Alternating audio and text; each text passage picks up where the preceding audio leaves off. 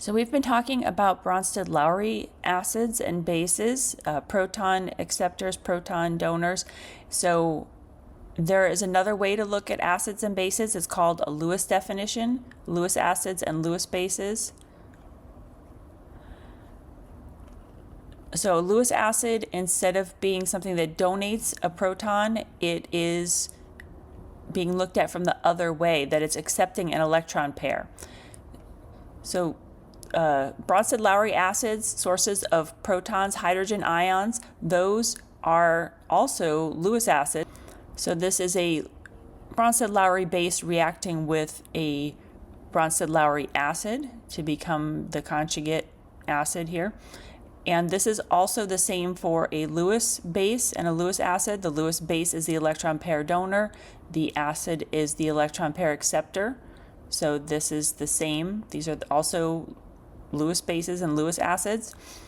In addition, there are a few other Lewis acids besides an H+, other compounds that we use in organic chemistry fairly regularly that are electron poor, so they can have some electrons come in to bond with them. They include boron. We have some boron compounds here. Boron has 3 valence electrons, so sometimes there are compounds that boron only has 3 bonds and no lone pairs, and so it does not have a full octet. It's very reactive, very electron poor. So we have some of those. Some other metals make them electron pair acceptors, which are Lewis acids. So the definition, the Lewis acid includes the Bronsted-Lowry acids, but also includes a few extra compounds that don't have protons to donate, so they are not Bronsted-Lowry acids, but they are Lewis acids. The Bronsted-Lowry bases are Lewis bases as well, because anything with an electron pair can donate either to a hydrogen ion or one of these other Lewis acids. So there aren't any additional Lewis bases that are not Bronsted-Lowry bases as well.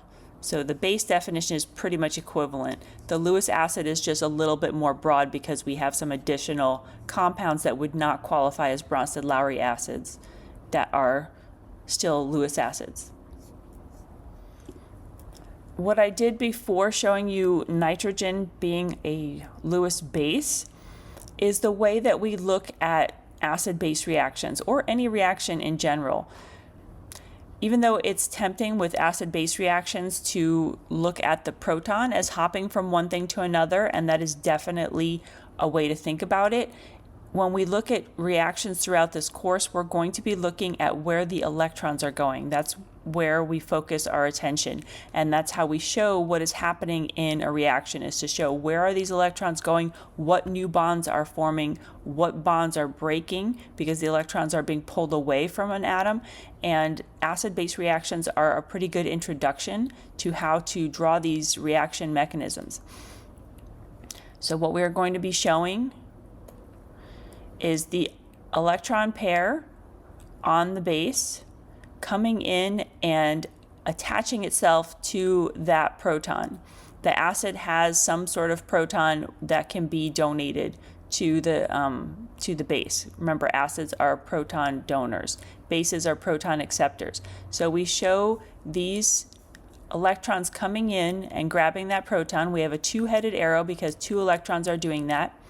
Then both electrons that are in this bond between the proton and the rest of the acid molecule, both of those electrons go back onto the acid molecule. So in this case, overall, we would have a conservation of charge. So if the base that came in was negative, it would now be neutral.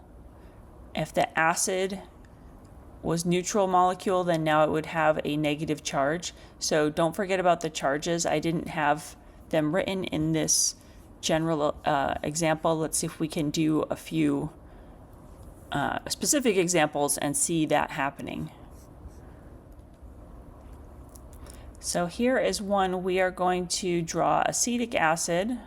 Let's go ahead and draw out the molecule. Mostly draw out the molecule. We'll draw this like this. And then we have methylamine, I'll draw it with the lone pair on this side because this is going to make things easier. It's really close. This lone pair is going to come in and grab this proton, two-headed arrow. Both electrons are doing that. And then these electrons are going to end up landing on the oxygen. Remember, with arrows, we talked about a little bit when we looked at resonance structures, how to draw what's happening. You start the arrow at some source of electrons, so either a lone pair, a sigma bond, or a pi bond.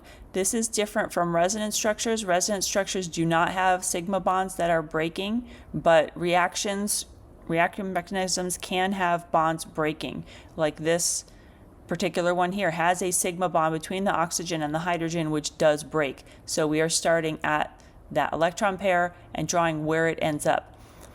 It should end up on an atom. So the arrow should always point towards some atom that is getting those electrons, either because those electrons are just landing on it in the case of this oxygen, and so the oxygen will have a lone pair, or you can draw it as going to another atom to form a new bond. So what do we end up with over here? That nitrogen now has 4 bonds. The lone pair was used to form a 4th bond. That gives nitrogen a positive charge. Remember, because it gained a proton, which is positively charged, so now it is positively charged. And the oxygen now has a negative charge because both of those electrons landed on oxygen. Originally, only one of those electrons belonged to oxygen, one belonged to the hydrogen, so this oxygen has an extra electron, giving it a negative charge. I could go ahead and draw some more lone pairs in this just so that you can keep track of what's happening with all the lone pairs. Originally, these oxygens both were normal, 0 formal charge, 2 bonds, and 2 lone pairs. In the end, this oxygen here ends up with 3 lone pairs and only 1 bond, giving it a negative charge. So if that helps you see that where the negative charge is coming from, you can definitely feel free to draw these lone pairs. The reaction mechanism would need to have these lone pairs showing because they are actually participating in the attack, the reaction mechanism, the change that's taking place. The next example we have here is the reaction mechanism for methanol. In general chem, frequently we think of aluminum chloride as an ionic compound because we have a non-metal, chlorine, and aluminum, a metal. There is definitely very uneven sharing of electrons. It's somewhere in between a polar bond and an ionic bond, but for a mechanism, it's helpful to draw it as a molecule like this. And we will draw the lone pair on oxygen as coming in to form a bond with aluminum. This time we do not have the need to break any of the other bonds like we do with the hydrogen. The hydrogen can only handle 1 bond, so we have to break a bond when the electron pair comes in. Here they can stay together as a complex. So since these electrons that belong to oxygen got shared, the oxygen now has a positive charge. The aluminum now has a negative charge because it owns an electron that it didn't have before. It has an additional electron there. Oxygen only owns 1 of the 2 that it should have had, so it's short 1, and so it has a positive charge. And this complex is kind of useful. So aluminum trichloride or aluminum chloride is useful as a catalyst because it makes oxygen more electron poor. Now oxygen has a positive charge, and so this oxygen is susceptible to attack. Things that have electron-rich regions can now come in and attack this oxygen. So we'll see aluminum chloride being used as a catalyst for some other chemistry reactions later on in the course. The next section in your textbook, or the last section in this chapter, talks about intermolecular forces. This is not directly related to acid and base. It is still important, so you should take a look at that. but I wanted to just make this video all about acid and base. I have a section called bonus material. These are some concepts that are emphasized more in other textbooks and other sources than they are in your current textbook, but I wanted to talk about two main things. There's a video on Canvas that I linked that talks about how you can tell whether something is a stronger acid or base. So there are a few considerations that that can explain why a certain compound would be more or less acidic than another. So for example, looking at ammonia, NH3, and water, we're going to try to figure out which is more acidic. So both of these are very polar. Both of these can hydrogen bond these compounds. So, and they can act as an acid. Not very strong acid, either one of them, but one is definitely stronger than the other. We're going to try to figure that out. And we're going to use the concept of electronegativity. So which element is more electronegative, nitrogen or oxygen? And hopefully by the position on the periodic table, you can tell that oxygen is more electronegative. So which conjugate base would be more stable? Let's go ahead and draw the conjugate bases like it asks us to. So here is ammonia. If we remove the proton from that and we get the conjugate base, it would look like this, and nitrogen would have a negative charge. Let's do the same thing with a water molecule. We'll remove an H+, a hydrogen ion, and that gives us the hydroxide ion, oxygen with a negative charge. So given their electronegativities, which do you think would be more stable? Nitrogen handling a full negative charge or oxygen handling a full negative charge? And if you are guessing oxygen because it's more electronegative, you would be correct. So let's go ahead and draw this more stable conjugate base over here. A little negative charge there. And then which compound is more acidic? Well, if losing a proton for water ends up with a more comfortable, more stable conjugate base, then it's easier for water to lose a proton and create this. Since it's easier to create this than it is to create this, this is the one that's going to be created more easily. I'll put easier to create. This one is more difficult. It's more difficult to create that because it is less stable. And if you go ahead and look up the pKa's for these two compounds, again, we should know the pKa of water, that is 14. The pKa of ammonia is actually 38. So it is not very acidic at all. It is very difficult to remove that proton from the nitrogen. So electronegativity can make an element more able to handle a negative charge. Another thing that can make an element able to handle a negative charge and able to be stable with a negative charge is the size of the element.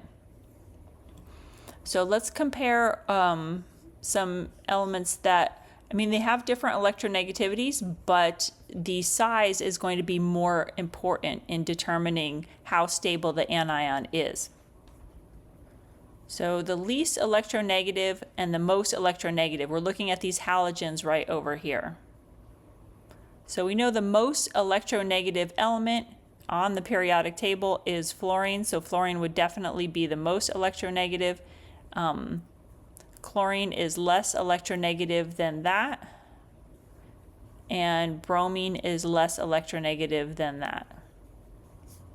So if you look up the values, bromine is 2.8, chlorine is 3.0, and fluorine is 4.0. So fluorine is definitely the most electronegative. So ranking the elements from smallest to largest of these three, fluorine is the smallest because it is above the others on the periodic table. So fluorine would be the smallest, and then comes chlorine, and then comes bromine. And so since these elements are above and below each other. They're vertical on the periodic table. We have just said that going from top to bottom of a column in the periodic table, the size is going to be having a bigger effect on the stability of the anion. So the size has more of an effect. And the effect that it has is that if an ion is larger, those extra electrons are able to move around more and they're able to have more space, and it's kind of more polarizable if you think about it that way, that the atom is very large and fluffy, and so having one end of the atom that is a little bit more negative and having another end of the atom that is not as negative is just more easily accommodated. It is more stable. So the most stable anion would actually be the bromide ion because of that. So bromide is more stable than chloride, which is more stable than fluoride. They're all decently stable. We have, halogens, like to have a -1 charge, so none of these are unstable, but this is the ranking of the stability. So since bromine or bromide is the most stable, then HBr finds it easiest to lose that proton and create bromide. So HBr would be the strongest acid, and then HCl, and then HF. So HBr and HCl, hydrobromic and hydrochloric acid, are both counted as strong acids. They are completely dissociated in water. They have pKa's that are negative. They're less than 0. So HBr and HCl have pKa's that are less than 0, whereas HF, let's do this one over here. I mean, it's still a very serious acid. It's very dangerous, but it has a pKa of around 3. So it's not as strong an acid as hydrobromic and hydrochloric acid are. Another thing that can help to stabilize conjugate bases is having an electron withdrawing group close by to where the negative charge is going to end up. This is called inductive electron withdrawal. Let's take a look and see how this works by drawing the conjugate bases of these compounds. So here are the conjugate bases of the different compounds. The negative charge in each of these is on an oxygen atom. So the size of the anion is not something that plays a role in this particular problem. We had a problem before where the size of the bromine was larger, and so the negative charge was more stable on the bromine, but this is not like that. This is the negative charge being on the oxygen. And so the way that these halogens are stabilizing that negative charge is just by being electronegative and sort of drawing some of the electron density through the sigma bonds away from this negative charge. So they're sort of sharing the burden of the negative charge by drawing away a little bit of that negativity so that it's not quite as burdened on the oxygen. And so the most electronegative element can do that the most effectively. So we are comparing the electronegativities of chlorine, bromine, and fluorine. So the element that can most easily withdraw electron density is fluorine because it is the most electronegative. That makes this anion the most stable, the one where the fluorine is helping to withdraw that electron density. The least stable is the one where bromine, the least electronegative element, is withdrawing. So since this is the most stable anion, that makes this acid the most acidic because it can lose a proton and form the most stable conjugate base. So this is the most acidic, the one with the fluorine. The one with the bromine would be the least acidic, and then the one with the chlorine would be in the middle. So these acids here are just alcohols. These are not carboxylic acids. The carboxylic acid would have to have the C double bond O right next to the OH group. So this is not a carboxylic acid. This is just an alcohol. And it happens to also have a C double bond O at another spot in the molecule. Let's go ahead and draw what the conjugate bases of these would be. So here are these conjugate bases. They have oxygen with a negative charge, and then there's just this C double bond O group at different spots on the carbon chain for these 3 different compounds. So what this C double bond O group is doing is serving as a polar group. It's got some electronegative qualities here because the dipole is making this oxygen partially negative and the carbon partially positive. We've seen that already in that polarity of the bond because carbon and oxygen have different electronegativities. So we have a electron poor carbon, and that is pulling electron density away from this anion that is in the conjugate base. And that is doing that in each of these compounds. The closer it is to the negative charge, the more effectively it can pull that negative charge away. So if we have a delta positive carbon just 2 atoms away from this negatively charged oxygen, here we have a partially positive carbon 1, 2, 3, 4 atoms away, and here we have the partially positive carbon 1, 2, 3 atoms away from a negative charge. So the one where it's closest, just 2 atoms away, is the most effective at withdrawing electron density away from that negative charge, oxygen. So that makes this the most stable. The one where it's the furthest away, which is this one over here, would be the least stable because the positive is pretty far away from that negative charge. It doesn't pull that strongly on that negative charge. And then this one's in the middle. So again, the most stable conjugate base makes for the most acidic acid.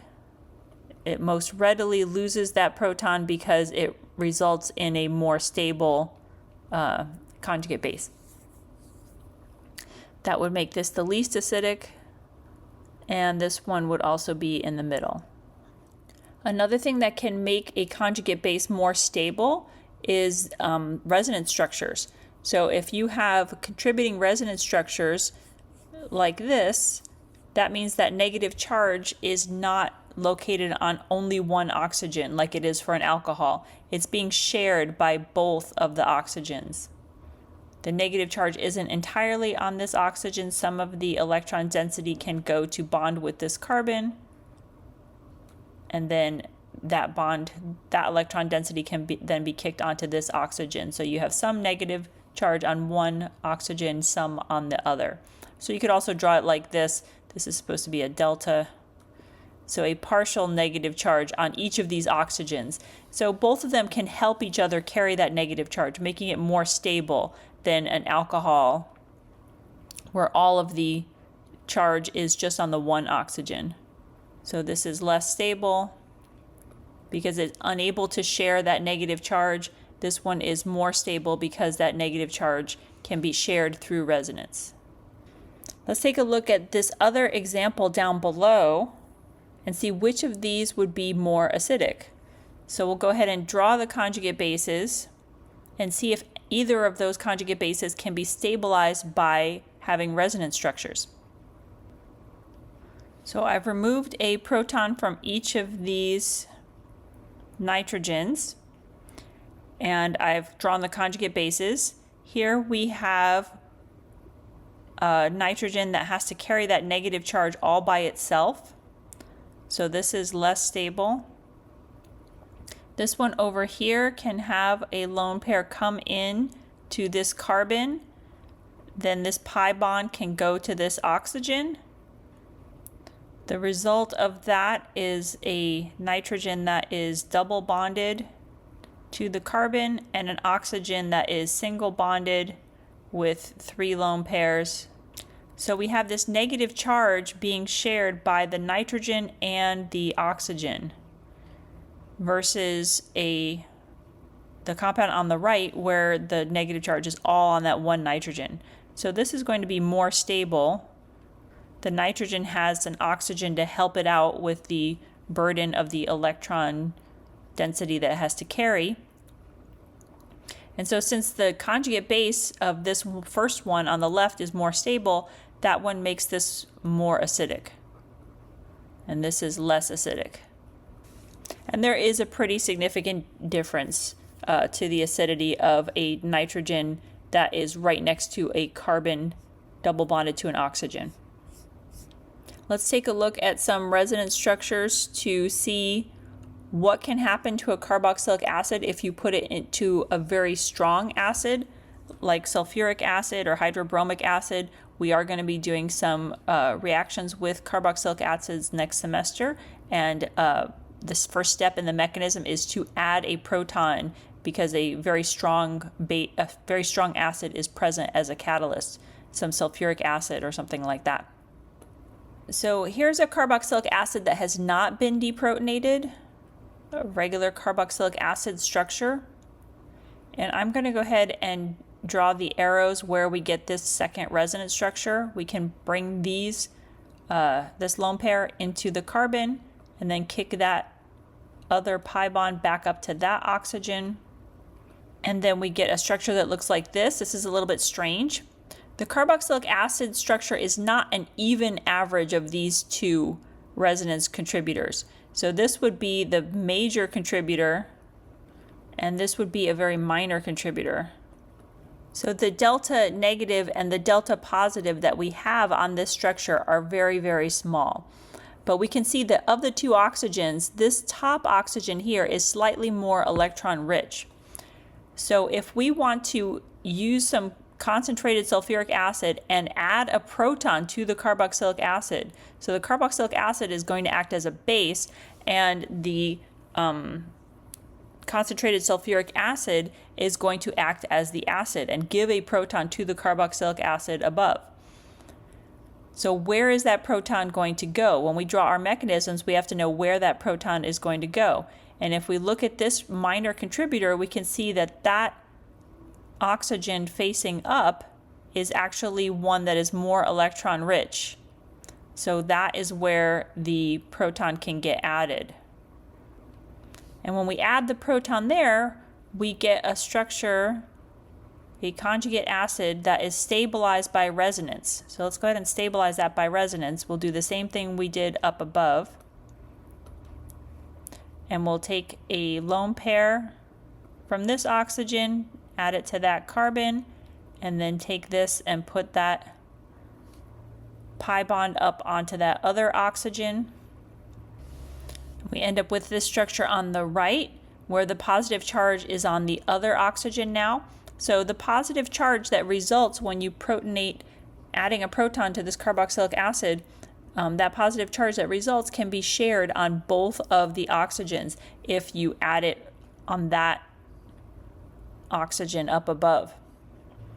Some people are tempted to put the proton onto this other oxygen instead, and that is not correct. As we can see up above, that oxygen is already electron poor and it already has a partial positive charge.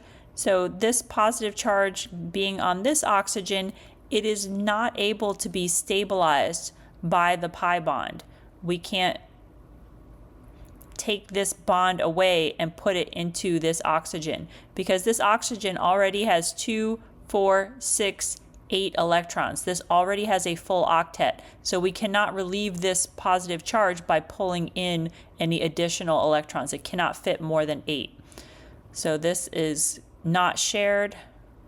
And so that makes this structure a lot less stable. So this is not the correct way to add a proton to a carboxylic acid. It would be this way instead, adding it to that top oxygen over here, because then that positive charge can be evenly shared by both of the oxygens.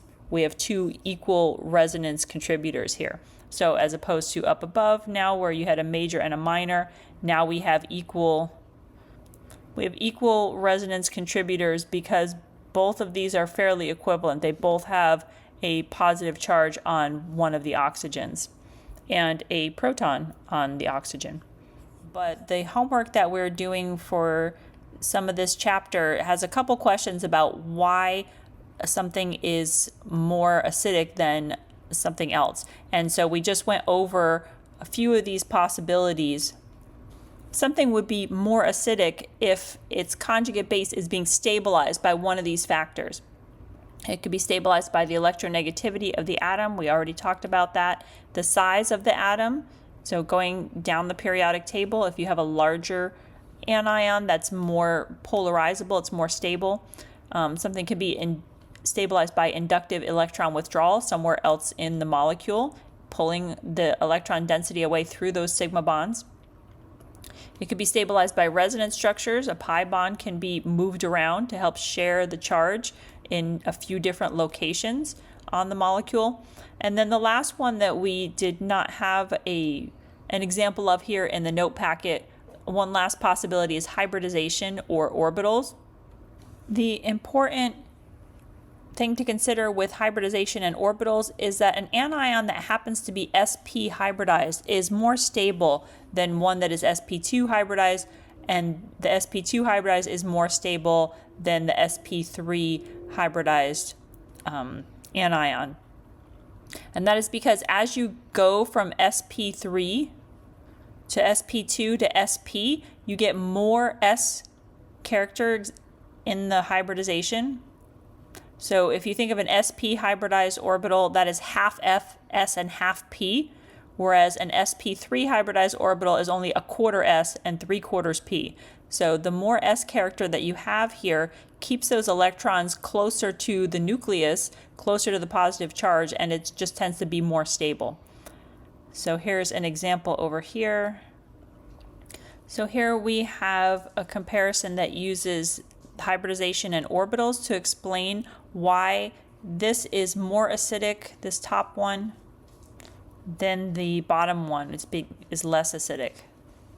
So this anion over here is sp.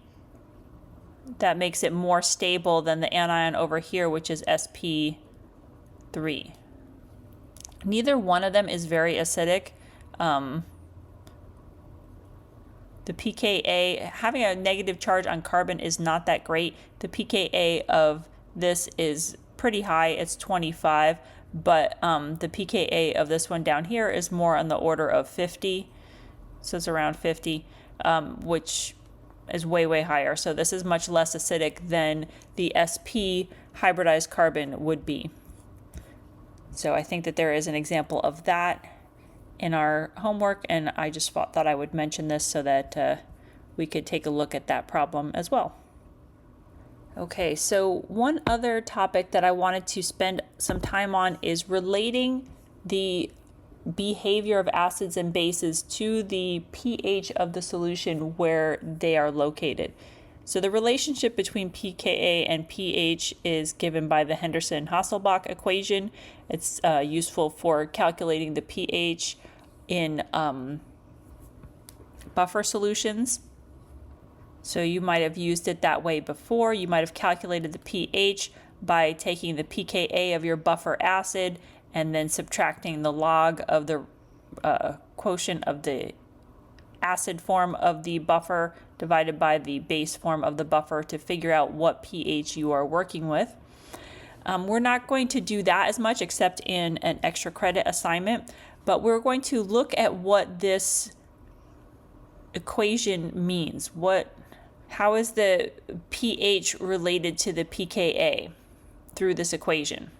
One important thing that this equation gives us is that when you have an equal amount of acid and base forms of a substance, then HA concentration divided by A minus concentration would be 1. If they're equal, X over X is 1. 5 over 5 is 1. 0.02 over 0.02 is 1. So if these are equal, this is going to be 1. The log of 1 is 0. So if you take this and solve for a situation where the HA and the A are equivalent, then you get the pKa is the pH plus the log of 1, which is the pH plus 0, which is just the pH. So the pH and the pKa are equivalent in situations where the acid and base forms are equal in concentration. when HA is larger than A minus, so an acid, when the concentration of acid is greater than the concentration of base, then this is going to be subtracted from the pKa, and that's going to occur at low pHs. When the A minus is larger, this is going to end up being a positive number, and the pH is going to be a high value. When you are at low pHs, when you are in acid, a pH lower than the pKa of the acid, then you're going to have more of the acidic form. If you are at high pHs, if you're in basic solution, then you are going to have mostly the basic form. So let's take a look at this table of an ammonium ion that has a pKa of around 11. So when the pH is 11, remember when the pH equals the pKa, then we have equal amounts of the acid and base forms of the substance. So that's what we have at pH 11. At higher pHs, the basic form is going to predominate, and at lower pHs, anything lower than 11, the acidic form is going to predominate. So what I like to think about is that the pKa is a characteristic of that acid. So you could think about that as maybe how hot someone runs, how cold someone runs, how likely are they to pull off their jacket. You probably know some people that hardly ever wear a jacket. They're always taking their jacket off because they're always running hot. Other people, they might be putting on jackets all the time because they're always running cold. So you could think about the jacket as the proton. So this particular substance runs pretty hot. We have an acid here, carboxylic acid. So as the at this pH, and then the pH isn't connected to any one compound. The pH is like the environment. It's like the temperature of the room, the ambient temperature. So here we have these pKa's describing how these particular substances run. Do they run hot? Do they run cold? And then we have the pH as the temperature of the room that you're finding them in. So this particular compound, when you have it in a room or in a solution that's pH 4.8, that's when it is a 50-50 mix of the acid and the base form. So we have the acid form and the base form. So we have an equal mix. When we have an equal mix of acid and base form, then that's the situation where the pH equals the pKa, which for this compound is 4.8. For this compound over here, this is not going to be a 50-50 mix until you get to pH 9.9. And this one over here is going to be a 50-50 mix at pH 4.6, which is actually pretty close to 4.8. So I'm just going to go ahead and write mix of both here in this box as well. It's not exactly 50-50 because it's not exactly 4.6, but it's pretty close, pretty even mix of both of the forms of this compound. At lower pH, remember that the acidic form is going to predominate. So we have the acidic form, the form that has a proton, also called the protonated form. And then at higher pHs, so when you raise the temperature in the room, then this is the compound that's going to take off its jacket. You have to have a pretty low temperature in the room, a pretty low pH for this compound to actually want to have the proton on it.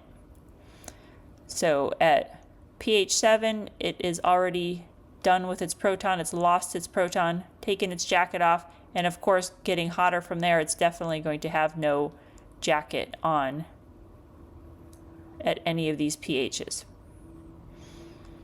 So this compound, if you think about it as a person that runs a little colder, at lower pHs relative to 9.9, it is going to keep its proton on here.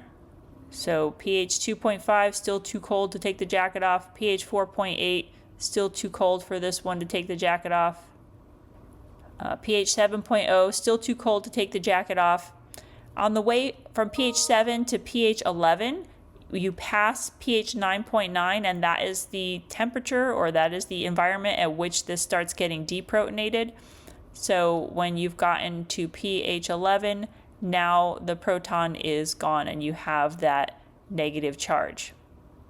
And then if you keep going higher in pH, then yes, it definitely still has that proton off.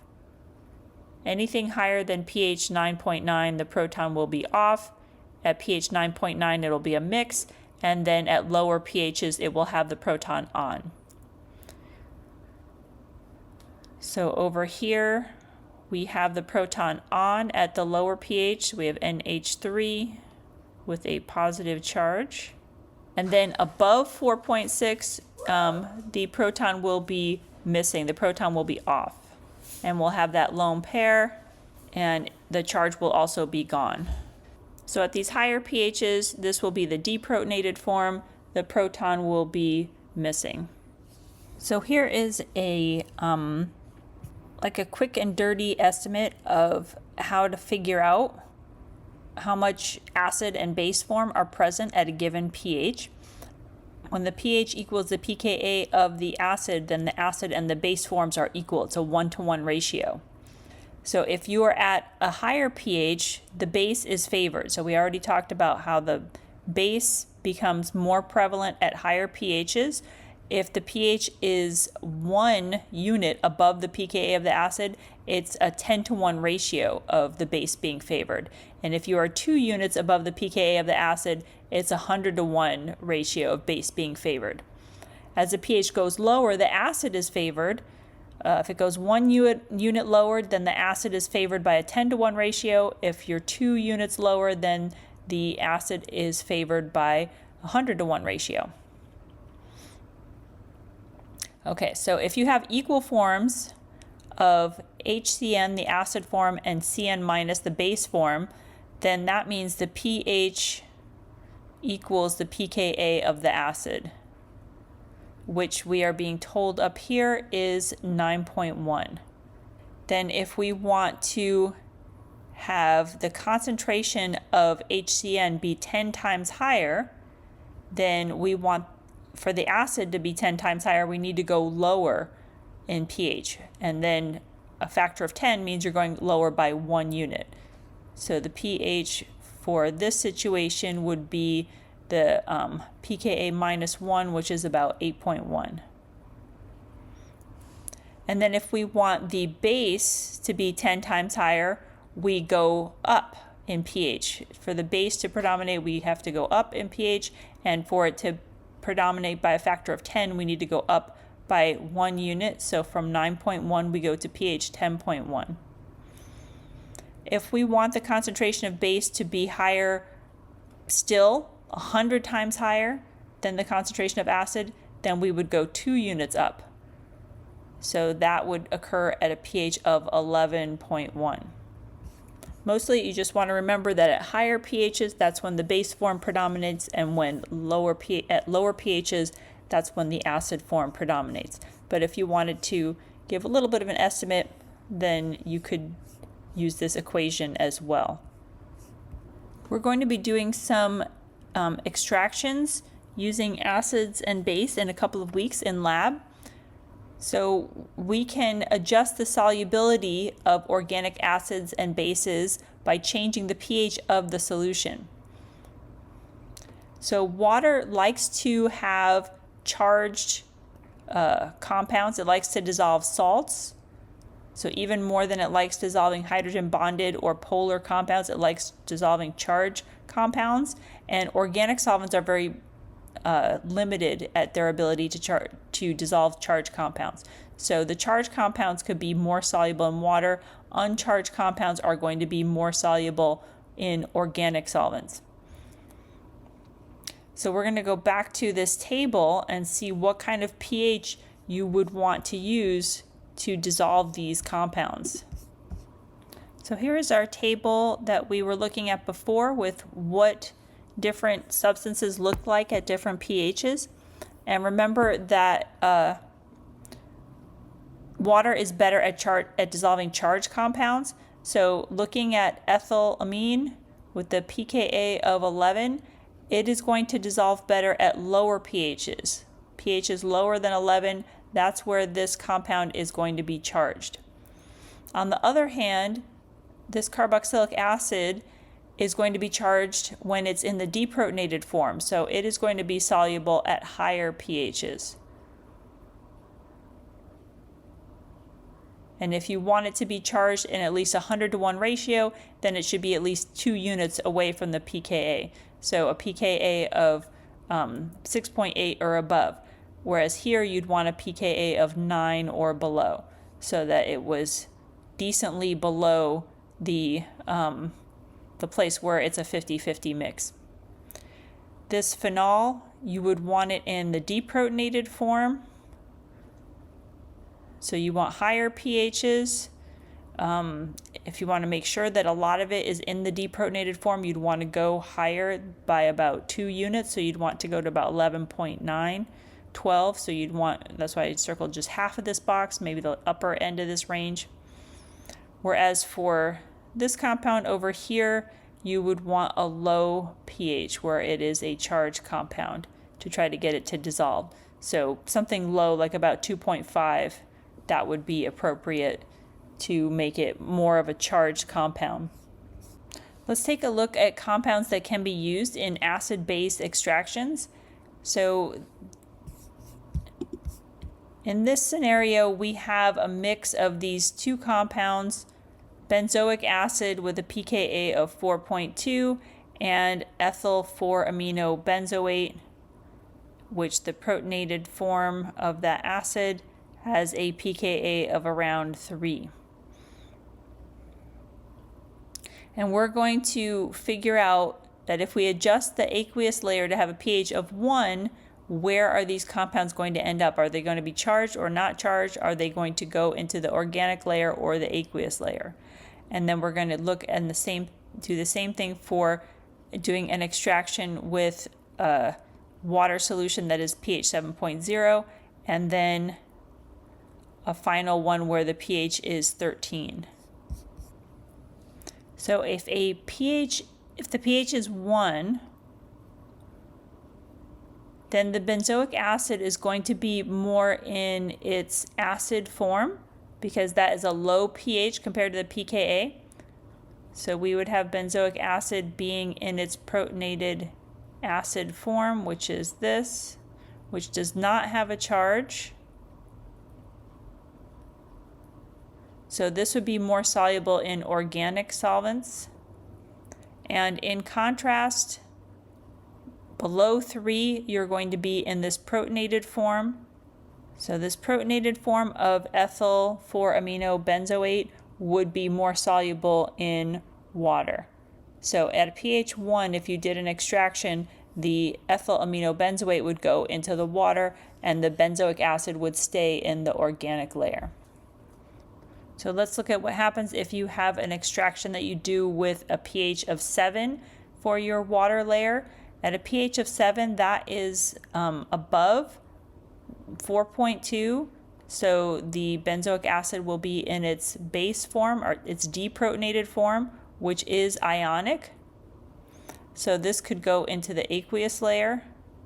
However, at pHs above 3, that is when the ethyl 4-aminobenzoate would be uncharged. It would be deprotonated. The base form is what would exist here, the NH2. And so this would be more soluble in the organic layer because it is not charged.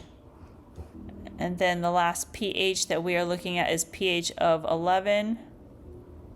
Again, this is a very basic pH. We're going to have the basic form of the carboxylic acid. So this is same. This would be in the aqueous layer. And then we would also have the base form of the ethyl 4-aminobenzoate. So this would be in the organic layer. So pH 7 and pH 11 would see that these compounds are in very similar situations. Whereas a pH 1, they would switch places. The amine would be in the aqueous layer and the acid would be in the organic layer. So the rest of this bonus material is just some calculations, some buffer, and some stoichiometry calculations, and I will leave that to be an extra credit assignment.